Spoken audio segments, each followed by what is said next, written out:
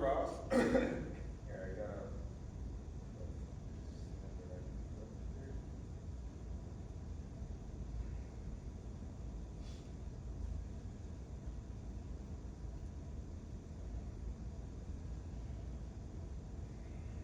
all right. I'm Dr. Ross. I've been teaching at Concordia for a few years now. Primarily, I teach over at Dominican. I also teach with Pepperdine University, which is in Malibu, California, and then summertime Harvard. I am what's known as an international psychologist. So by trade, I'm a psychologist. Psychologist that deals with different cultures, right, all around. But originally, I started out in international business.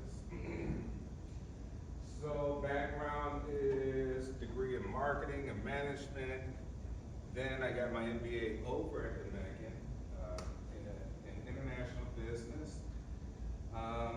During that time, getting my MBA, started an organization which focused on real estate investment. So I started traveling the world,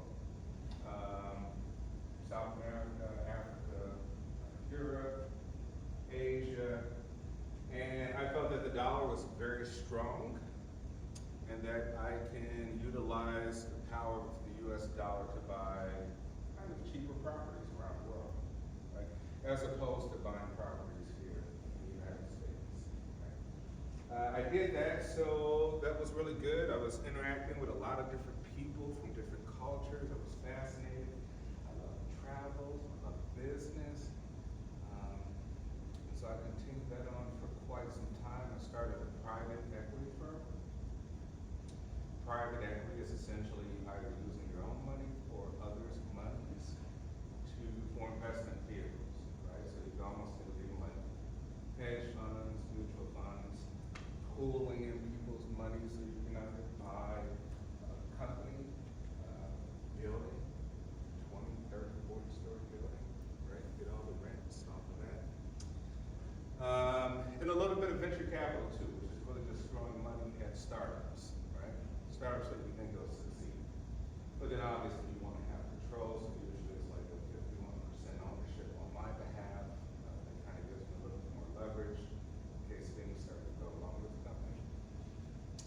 Beyond that, I was like, hey, what do I do?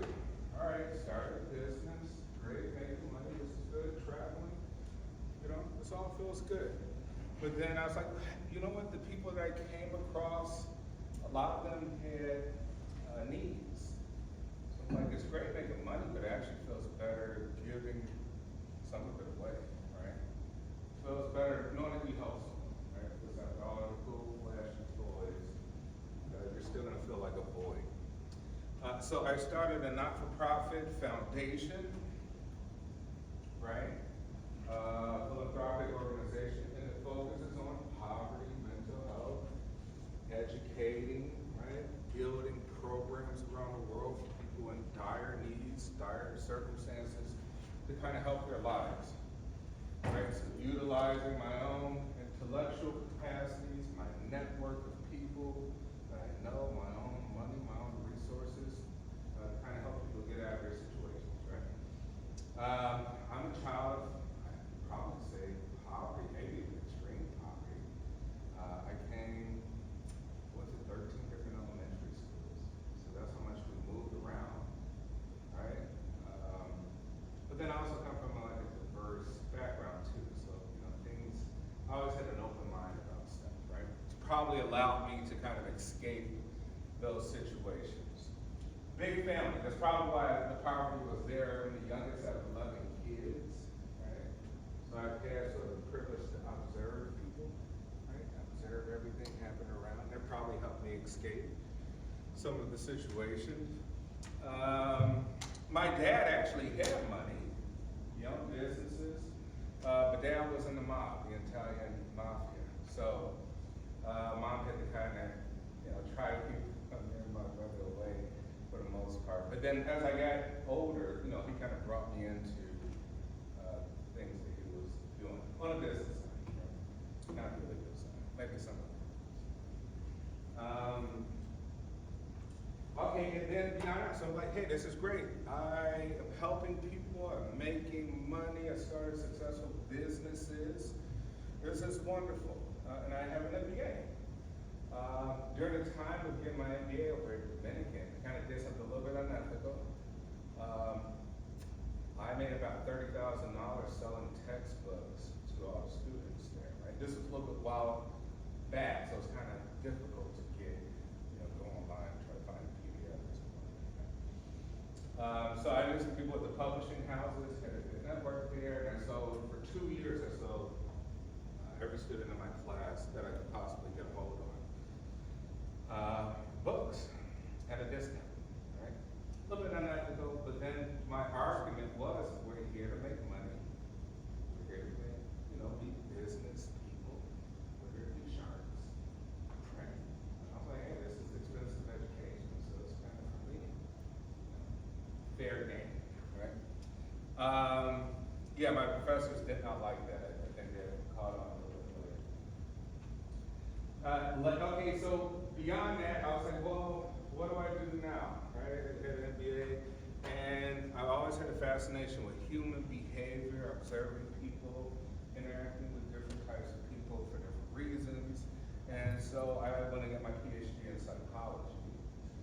Why psychology? I thought it was probably the greatest thing to have a PhD in, if you were going to do a PhD. For reasons being, medical degree. You be licensed by the state, regular as an MD, as a lawyer, as anything, right? Where you have a professional degree. Research based, you're doing a lot of research.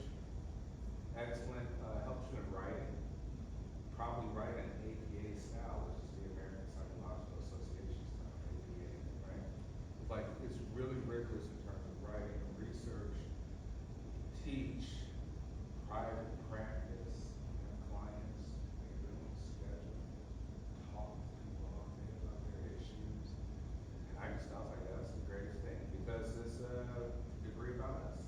We have our own issues, right? Everybody has something going on. Everybody needs somebody to talk to. And we're constantly finding out more things about human brain and consciousness and all those things. So I was like, well, the research and the academic sort of information will never stop too. So that's why I went into psychology. And I was like, hey, it relates to business. People are part of businesses, right? Organizations are filled with businesses. So you can be an organizational psychologist. You say, hey, how do I motivate more people in this organization? I don't know, change the colors, add a coffee bar, right? People more time off. Yada, yada, yada. You can come in and transform organizations and make a lot of money that way too, right? No coincidence why you go to Silicon Valley and Facebook, Google, and Apple have a yoga room for you to go during your break, right? Coffee bar, all this stuff, right? That means people will never leave those organizations ever, right? The perks are just too awesome. And so that's where I went into. So yeah, I went into international psychology. So I deal with different cultural groups. Okay? I do a lot of work primarily in South Africa. There's a dire need.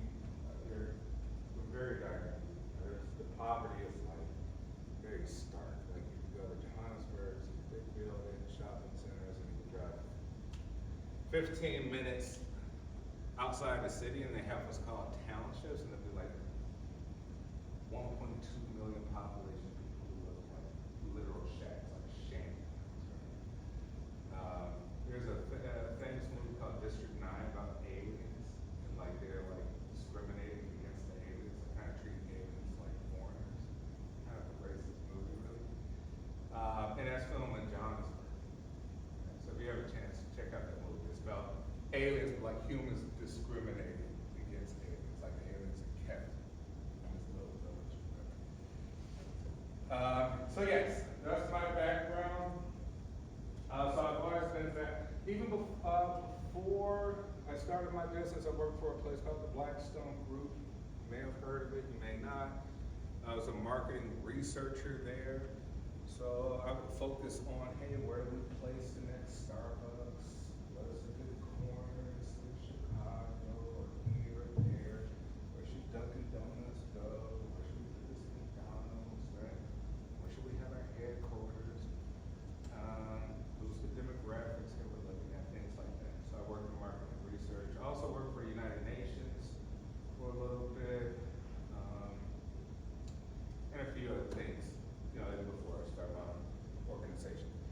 plans on starting their organization, their own company. Well, your dad owns the construction, right? What are you gonna do? What's the plan? I wanna open up my own dog daycare. Okay, I remember, yeah, boarding. How's that coming along? It's okay. You have a full plan now, like you have something, Yeah. like a full, okay. Alright, well, maybe the class will help with that. Anyone else? No. Between the junk removal service and pest control. Okay. Alright, so pest control, waste removal, kind of? Yeah, well, like either one. Okay.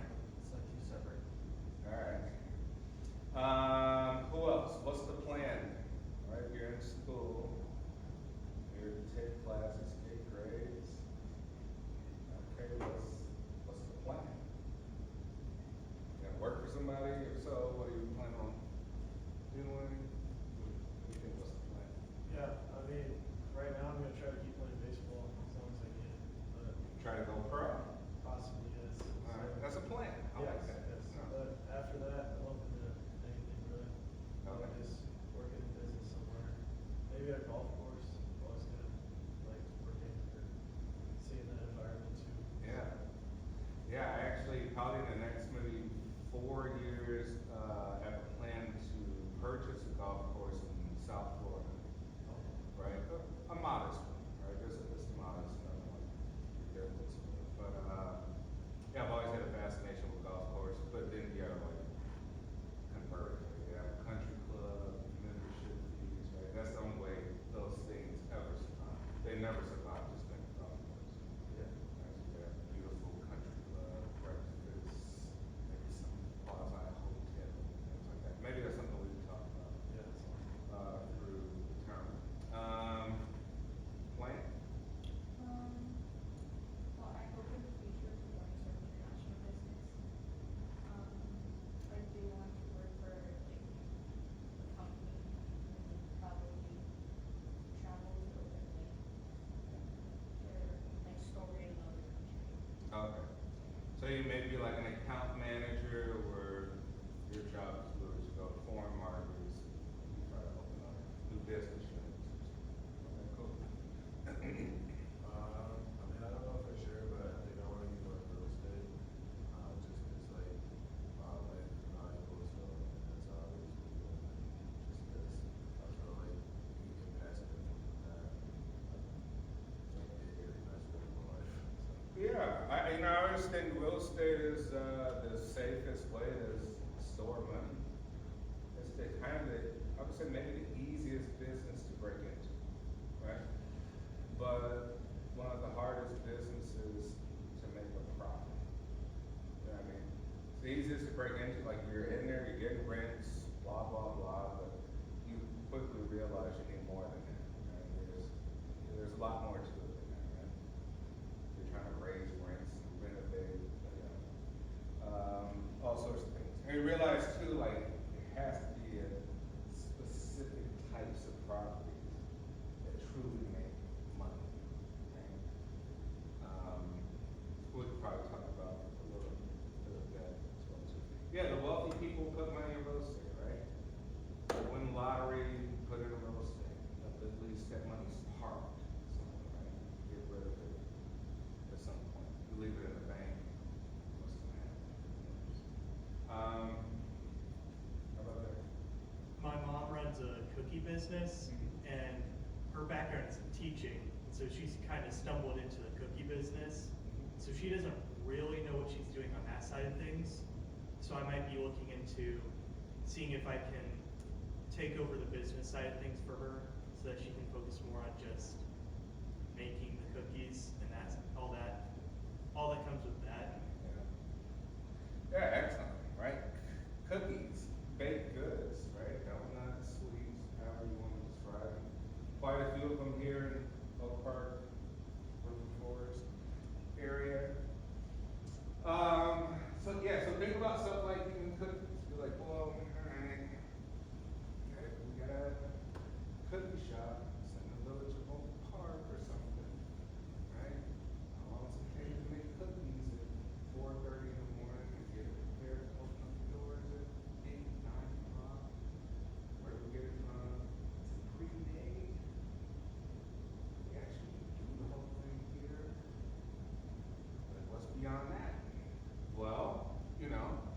like to be highly successful requires standardization of anything, which means that eventually you'll have to package some cookies and put them in Joe Mariano's old foods as a brand, if you want to maximize the potential, right?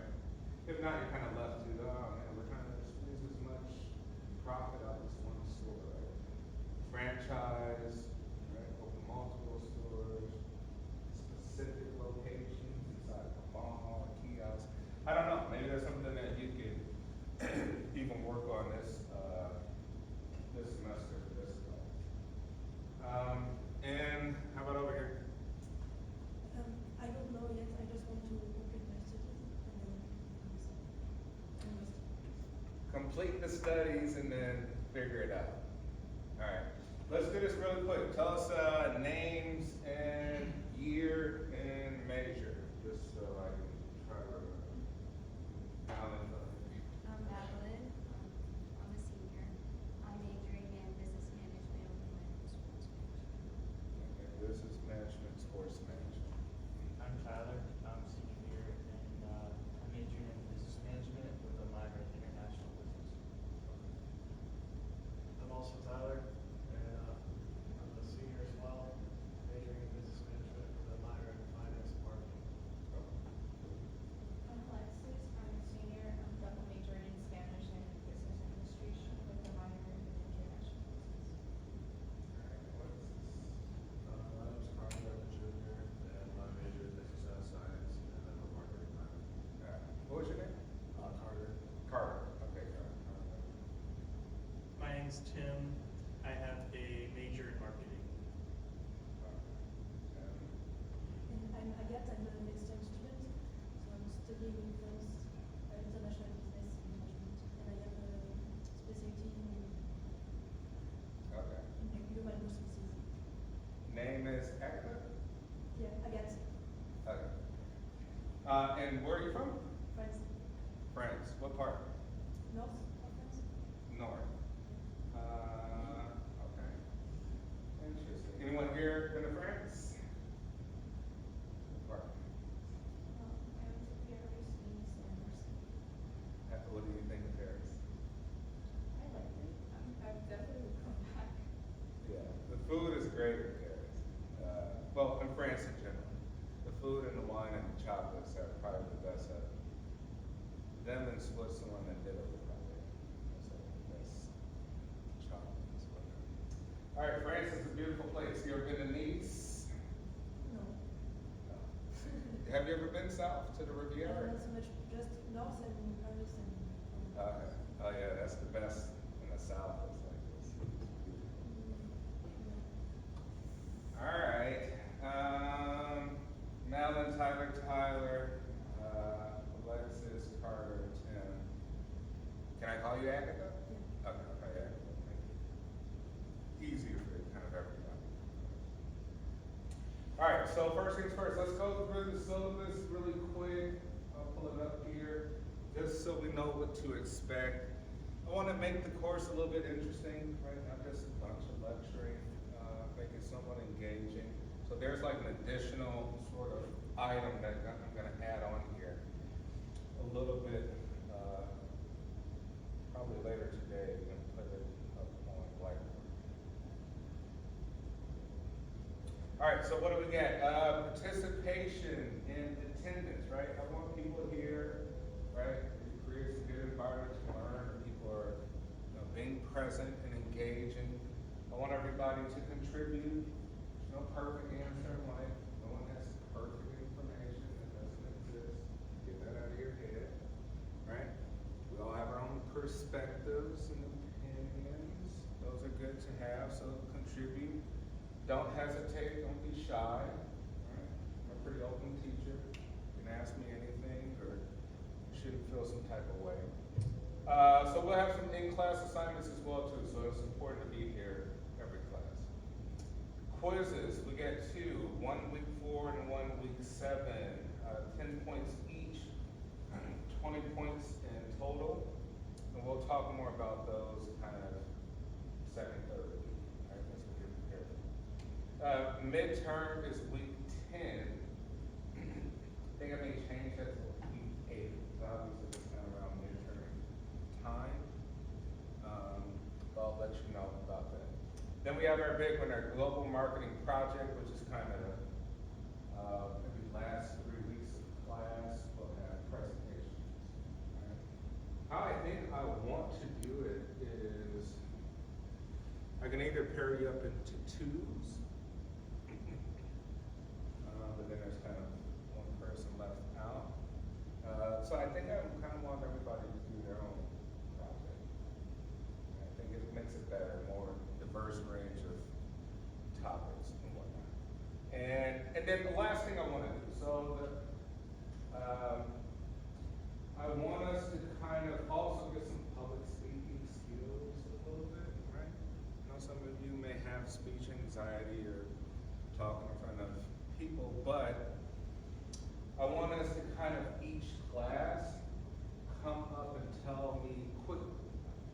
It's gonna have to be a long drawn out thing, maybe one slide each class, one funny PowerPoint slide about some current news events or anything dealing with global marketing, international marketing, anything dealing with the content. How's that sound? Anyone against that? Who has speech anxiety? In a small class like this?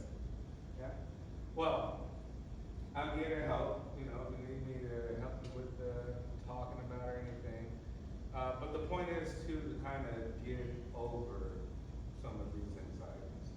And I also teach speech communication class here too, and you just be surprised how much it helps to practice. Right? So once again, one slide, some current news, current events, something that you saw, something that you heard about it, tell class about it, and that's it. So you kind of maybe how we'll do it is, since we meet Tuesdays and Thursdays, we can assign it now. Malin, Tyler, Alexis on Tuesdays. Right? Just one slide. Just right now. We'll do that at the end of class too. I'll lecture and I'll do the final. Carter, Tim, Agatha, Thursdays. Every Tuesday, every Thursday. All right, and that way it makes the class more engaging, right? Those lectures are not always as good, right? I don't have to talk about that. But that will be the last thing. I'll put it into an announcement onto Blackboard, and I'll also add it to the syllabus and revise it as well too. All right, and then next we have our global marketing project, right? Our big ones. Okay, organizations are always looking to enhance or improve their relevancy and brand awareness in the marketplace. Global entities understand that to gain market share means to address a need or solve a problem. This is true for both local and global settings.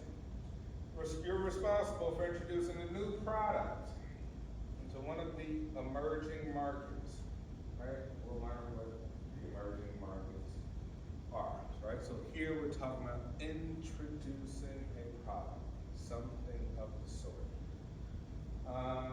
We might, towards the end, once I know what your product is, there may be an opportunity for us to 3D print it out here at the library as well, so if that's something you're interested in. I do that for another marketing course, so I'll see if that's possible for this course. So it might be something cool for you to keep your own piece in, right? You may choose any product that you want to create. From a company of your choice, how will this new product that you intend to introduce help or innovate the current workplace, healthcare system, household, school, or government agency? Will it solve the current problem, right? You'll be creating a customized global marketing plan that addresses this specific country. Right? So you're gonna find your selection of a country that you wish to introduce the product to. So So you introduce the company you choose, share the company's mission statement, and conduct a brief SWOT.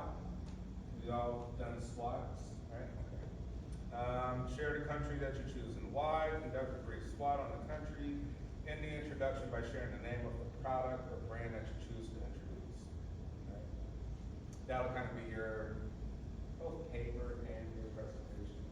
Start with the country and then transition into the product. Right? Kind of a TED Talk-ish situation. All right, and evaluate the product as an innovation as perceived by the intended market with the following aspects, right? Relative advantage, right? What kind of advantage this product is gonna have versus its competitors, right? Identify who the competitors are, what other products are competing with your product.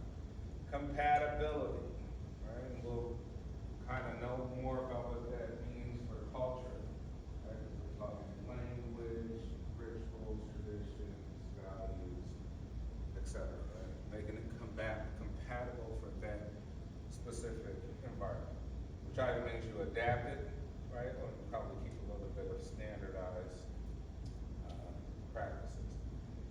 Complexity, right? Describe how complex the product will be for its consumers. Controllability, right? How are you going to go about allowing the product to be tried out first before it's a full-scale marketing push?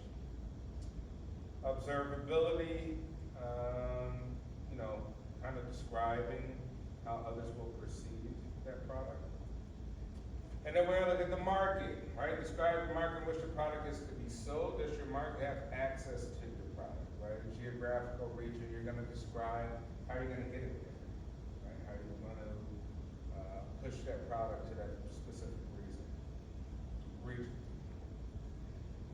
So you talk about the transportation and communication available in that region, consumers' buying and shopping habits in that region, distribution of the product. Are you going to put it in retail stores? Is it going to be online somewhere? If it is online, you may have to have a little mock website to show us what that looks like for that particular country.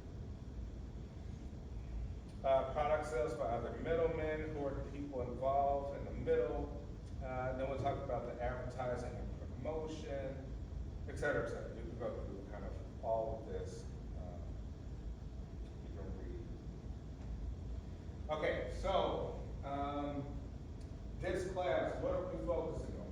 So who's already taking marketing courses? What did you take?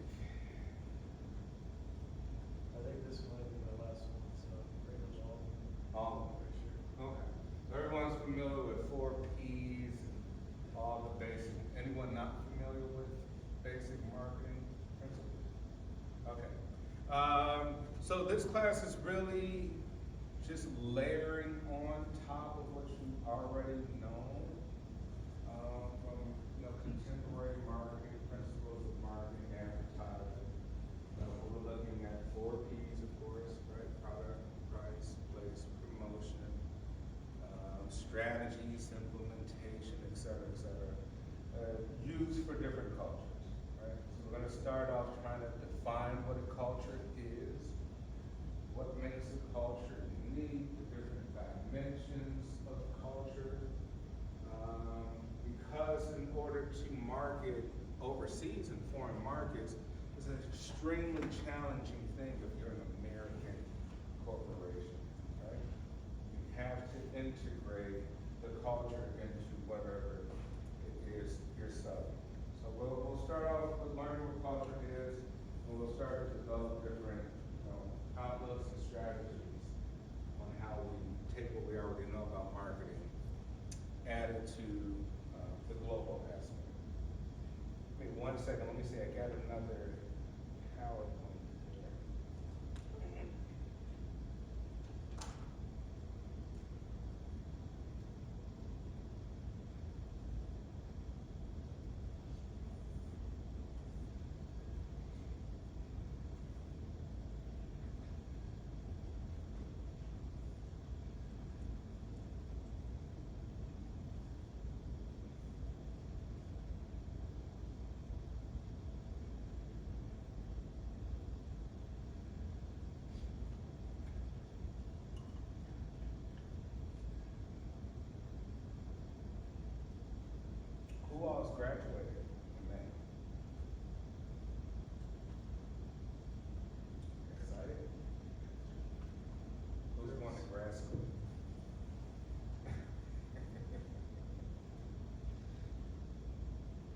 what's up with that? Why no grad school? Madeline?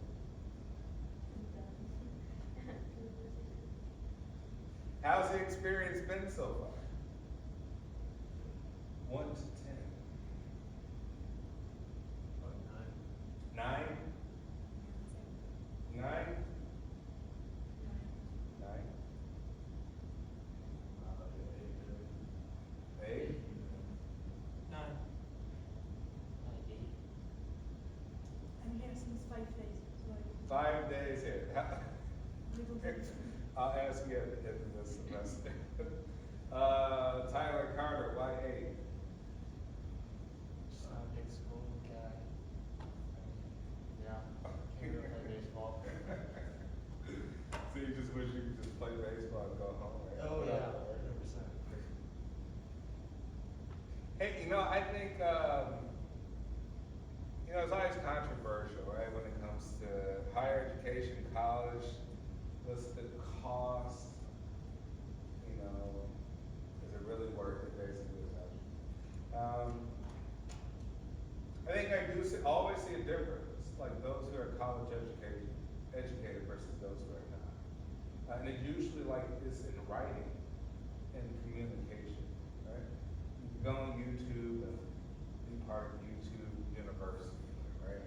Everybody do that, but at the same time, that won't help your writing skills, that won't help your communication skills, right? And it does take a high degree of repetition for things to really start to make sense, which means you can go on YouTube and watch a quick video, but you won't remember most of it, to be honest. You need to repeat things over for it to go long-term memory, right? If not, it's just short, it's like TikTok, short bits of information that you forget. So I think with that aspect, college is worth it. And you do see a huge difference in master's degree or doctorate level education, right? Because I think at that level, sometimes you can't fake it.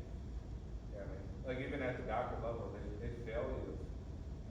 You're kicked out of the program if it's less than 3.0 or something like that. Sometimes it's 3.5 GPA. Like you get like a B minus, you're like kicked out of the program. Right? So it's like, you can't fake it. But yes, I do think college is worth it. I do see a difference. Now, some people may be privileged, right? Coming from money or family businesses, et cetera, et cetera. In that case, college may not be necessary, right? If you get something already set up. But for most of us, right, the normal people, I think, definitely worth it to go to college. And then the second part too is some places just require, right? Like bachelor's requirements. All right, marketing cross-culture. So briefly what we'll do today, we're just gonna go over some dimensions of culture, what it is, and then we'll get at it. We'll have a short day today. What I would like is Thursday, we could start, right? So Carter, Tim, Agatha, maybe do that one slide, right? Find something interesting about global marketing, international marketing, something of the sort. All right, what is culture? What is culture to you? Remember, nobody answers. Answer, sure answer, right? Don't think of standardized definitions all the time. I mean, you're all part of a culture, right? Or cultures. Who can tell me a culture that they're part of right now?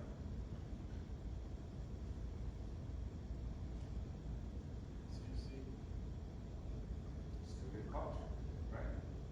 Like, hey, what does that mean, student culture? Kind of dress like college student. Dress like you're a student. Casual, comfortable, right? Hey, Professor Ross. But like, dress like a professor. Like, what is that, man? It's a cultural thing. Whatever that means, right? We know what it is. So student culture, right? Studying, working, laptop always out, checking emails, doing papers, stressed out. worry about the future, a particular look, high degree of network. What were you gonna say? Which one? Okay. Okay, what else? Culture. How does culture impact you? It's the way that people express themselves, and it usually shapes the way people act. So college students are expected to act a certain way, and even if they might not go in acting that way, they'll be shaped by the people around them to act a certain way. Yeah, you're like, hey, it's maybe external forces. Our cultures are external forces that influence you. Then you have a cultural identity. If you're a man, which is a cultural identity, right? Gender and sex, you may have a particular behavior. Right? We can describe it in some way. If you're a woman, you may have a particular behavior because of that cultural identity. Right? If you are from a certain ethnic group or racial group, how does that influence your behavior? Like, yeah, well, my people, we cook this, we eat this, we are from here, we have this history. Most of us believe in this religion. These are our values, and this influence how we talk, how we dress, how we express, right? Body language. If you're a particular religious group, that may also shape how you are. Who can give me some examples? Maybe how religion affects identity. Values. Yeah, your value. You're like, hey, I act according to these particular principles in life, right? And I kind of speak out or go away from these sort of negative things that I perceive from my own belief system. It doesn't really have to be religion, it can be spiritual, right? Some people may describe themselves as spirituality, and they're like, yeah, I gotta go to yoga. Like, why do you go to yoga? It's meditating. Why do you like to meditate? It's my form of peace and spirituality. Right? Center and ground myself. Are you part of a religion right now? It's more spiritual. It's kind of my own thing. Right? I like to go hiking. Me personally, I like to go hiking. I go hiking, I feel like the real spiritual like power in the mountains, in the ocean, things like that. But I'm on the Catholic too, so I'm like, I gotta go to mass, blah blah blah. So yes, religion and spirituality, sexual orientation influences. Income is a cultural aspect. Right? People who do go to the country clubs, and people who can't afford it. Right? People who drive Ferraris, people who catch the bus. There's a big difference in behavior, right? Upper class, middle class, lower class. It's a huge difference. It's a difference if you're homeless on the street on Michigan Avenue, in front of a high rise, and the person living in the penthouse. It's a difference in behavior, right? So income, or maybe what we'll describe as socioeconomic status, right? And what's your socioeconomic status? That influences behavior. Family. Some may say, well, you know what? I come from a very close-knit family. Like, hey, what's that mean? We kind of do similar things. Those of us who don't do them, we get ostracized and kind of critiqued or judged. Right? And why do they do this? I think it's right. Why? It's going to mess up their dynamic. This is how people talk because of their culture. Right? And then we're like, well, what's that all about? Well, some cultures are collectivistic. It's not about you. So you're like, hey, oh, I like this person.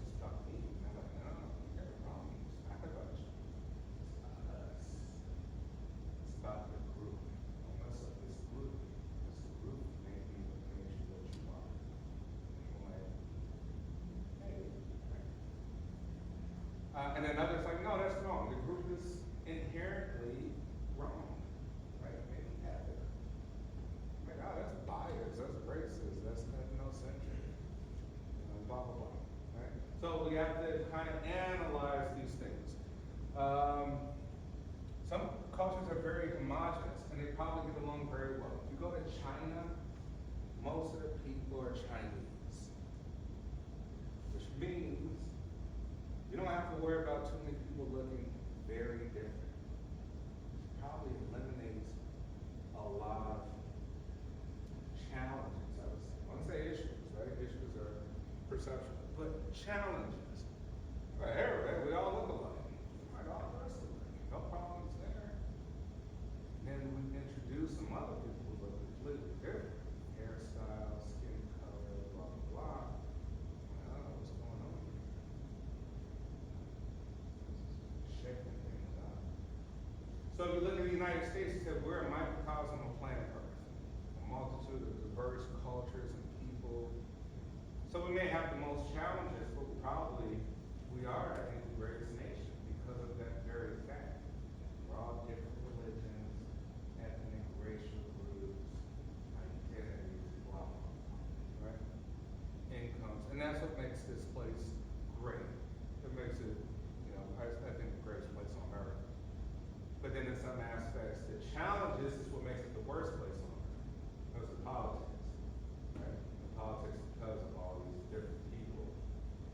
That's why we're so far apart in politics. Things are very extreme here, politically. But besides the politics, usually it's, I think, the best place. So these are things to consider when we're going to be looking at marketing. Like, hey, it's not about us changing anybody in their value. Your values are your values, right? Right, wrong, I don't know. We're not here to change. We're not here to figure out how the watch is made. We're just here to look at the time, right? So that's not our place. But at the same time, we have to say, is there marketing here? To make money, to introduce a product, an organization, something of the sort, to market to these individuals based on what they believe. So we're going to focus more on opportunities, right? Opportunities.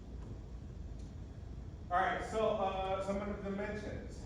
Garrett Hofstede. Did anyone come across Hofstede's dimensions? What about Maslow's hierarchy? Okay, right? Kind of similar stuff, right? These dimensions, the pyramid, hierarchy of needs.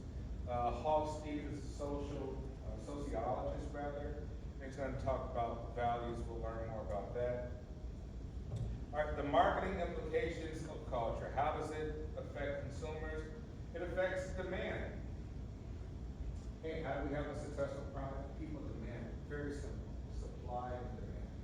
How come it doesn't work? How come nobody wants the product? They don't have a need. Rather, they don't see a need for your product, right?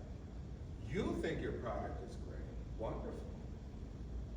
It's not about you. It's about the consumers. Do they need that thing? And if they need that thing, how much do they want that thing? How much they want is probably how you can indicate the price.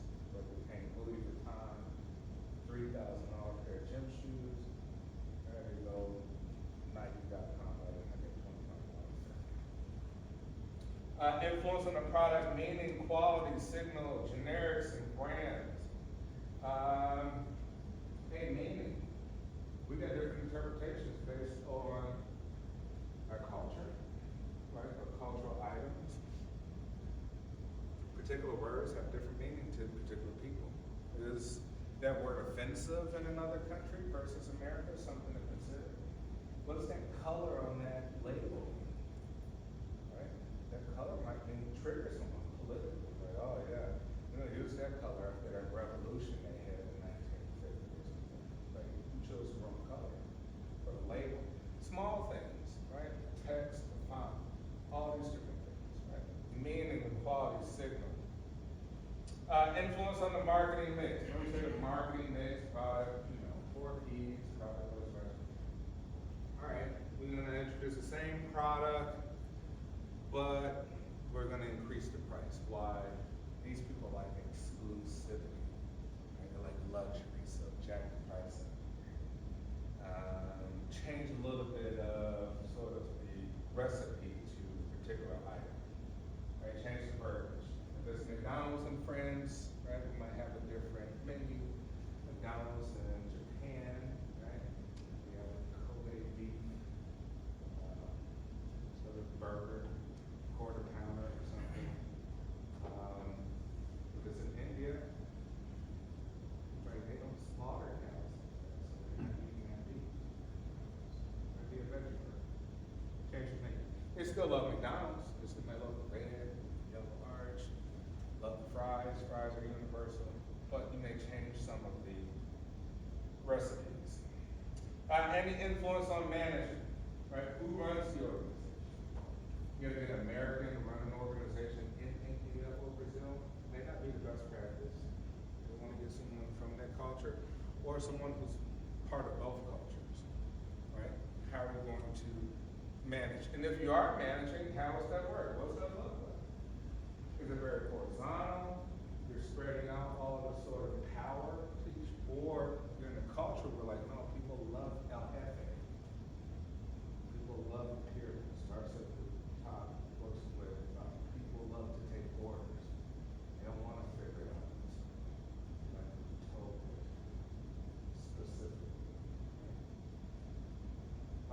Or you may come in different cultures where people love to kind of take reign of their own, right? Try to figure things out, own, spread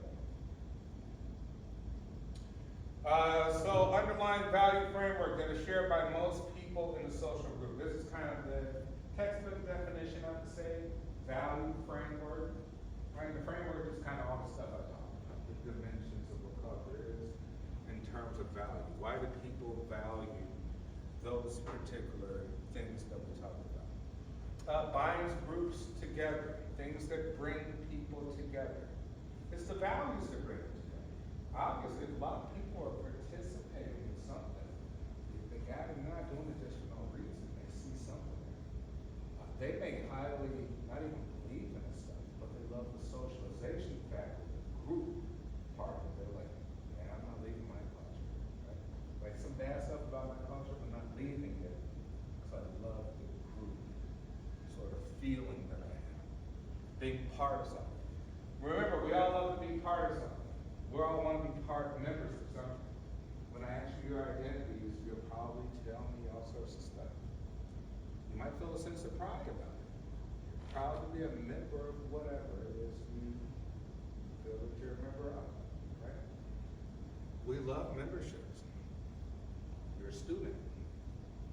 You're a member of the university, right? Professor, member of the university. We love to be part of groups. Baseball, team group effort. You probably love having your teammates talking to them, right? What's the value in that? You might say it's priceless. You might value that even more than the game itself. Some people say, yeah, I'm not that good, but love being on the team, right? And so even think that still has university marketing. People come here to play baseball. How we sell that. Right? You know, I always try to reflect on the university, kind of using that as a reference, right? Because we're here, but we don't really think about it as an organization. We may think about it as just being a student. But you're kind of like, man, this is an expensive place. Each chair costs a table, projector, a lot of staff and faculty. Man, that's a lot of people to pay. How do you recruit people to be students? How do you sell and market people to come? Hey, we're gonna put up a new promotion plan. See the banners outside with the students on it? They have little messages. What does that mean to people to make them want to come here? Why do we use this color? Right? It's a sort of the Harvard crimson, kind of same color as Harvard, right? Crimson, sort of reddish crimson color. Like, what does that mean to people? Was that on purpose? Choose that? Things like for Lutheran school. Some people may value that. Like, oh man, I want to go to a Christian school, right? May feel like the value of education is higher than a non-Christian school. All these different things, that's all part of this place. Think about it. Wearing the t-shirts and sweatshirts, marketing, right? That's on purpose. Right? Schools getting free promotion from you. Right? Spread the word. People see you outside. Right? So we could always relate that to back to where we are all the time, which is here. We could always try to relate that to that. Dress, language, religion, rituals, norms of behavior, right? Behavioral skills. Law, morality, systems of belief, cognition, right? We have a lot of rules in the United States. Probably have the most rules of anywhere on earth. We have so many laws, we probably can't keep up with it. You can look at the Federal Code of Statutes, and you see how many laws, you're like, oh man, there's stuff in like 1850s, 1700s, and then you say the city has its own code, you violate a city law, you're like, is that a state law? Like, no, it's ours, right? Village has a law, right? So we have a lot of laws that we abide by, rules that changes our behaviors. Learn behavior.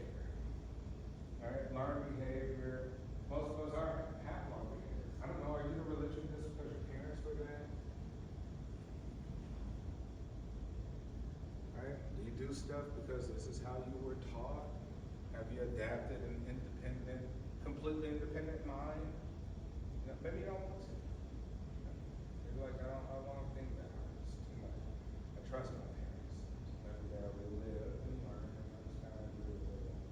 Others may differ. Others may be something completely different than what their family sort of teaches them. All right, so in the middle we have values, right? So that's the most important thing, right? We say the more superficial, the more volatile of the expressions, which means that here in America we're kind of superficial. I think the world's getting more superficial because of the age of information. Now everyone is kind of democratizing. All these different places were very religious countries. They're big. They're starting to like the freedoms, the independence. So even their religious, strong religious beliefs, you can see them crumble. You're like, I don't know, we like that tourist money. We like music. You might like the drill rap. And now our children are singing and making TikTok videos, right? So things are changing very quickly because of social media, the internet, information age. So we see values are changing all over the world. The other part too is like, hey, since they change, now we have a high degree of competition in the United States. I don't know if you've seen some of these cars in China. Look up some of their SUVs. They destroy American cars. Like not even close. The amount of stuff they offer. They may judge the quality of the product, blah blah blah, but they can do it at cheaper prices. And ultimately, usually that's what people go for. Especially if their economy is down, right? Which is ours. We have inflation. I don't want to spend. I'd rather get the Chinese one. Apple manufactured, designed in Cupertino, California, assembled and manufactured in China. Oh, she'll pay $5,000. You're allowed to pay $5,000 for that one? No, you're not. Right? You'll pay $1,600 and go through your service plan, pay monthly for the phone or something. Right? Make it work. But the world is becoming more superficial, which means that the world is democratizing and Americanizing. So it's coming more superficial. People are beginning to be more about flash stuff, right? Which means that more people are consuming. Right? And even here, we are at record highs of consumption. Right? You think of Sheins and Temus, we just buy a lot of cheap stuff all the time. Right? Think how many packages we probably all get from Amazon and these companies. Rituals, right? So we say, hey, people have rituals. Things that they do all the time. We may have a ritual for dinner ritual. We may have a morning time ritual. We get up in the morning, stuff we just do, right? Some people say, hey, first thing I get up and I pray and I do this and I do that and I do that, and I take a shower. Get ready. Heroes. We have them here in the United States. We call them celebrities. Right? Kind of glorify these people. Oh my gosh, that person's worth more than you. That person's better. Like better than me. I know we're all here. Yeah, but they're still better. Right? But this is a real thing. There are heroes. People throughout history that people put up on a pedestal, statues, parks named after, et cetera, et cetera. These are things we have to pay attention to, right? For cultures. And then symbols. Symbols are different things. We have hand gestures, right? A peace sign here might be cool. That might be highly offensive in another culture. But you don't do that here. Right? You know what that means? You get your butt kicked. All sorts of different gestures that we have. Speech that we speak. You have your own speech. You might have a Gen Z speech, right? Dr. Ross might not have Riz, right? No cap. Right? All these different things, right? These are your, but they're becoming more popular. So you're like, well, it started as this particular symbolic thing, and now it's this universal. It marketed itself. It really does what it did. It became part of global marketing. Everybody's doing it.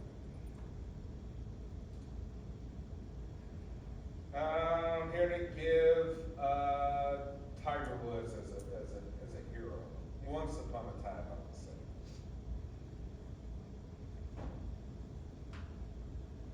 All right. We're not gonna get too much further into this. We'll save this for Thursday when we come back. But the textbook, anyone, any issues trying to get it yet? All right. Textbook is on the syllabus. We'll follow that. We're gonna do end of chapter questions. So each week, it shows on the syllabus. It should be submitted, I believe, Friday, by end of day. The end of chapter questions you'll submit each week for each chapter. So make sure you're reading the chapter and keeping up with the material as we go over it. Any questions before we get out of here? All right, that'll be it for today. Bud, Carter, Tim, Agatha, Thursday, see if we have something to show us. All right, everyone, I'll see you on Thursday, and I'll put some announcements up on Blackboard, so look out for those too. Have a great day.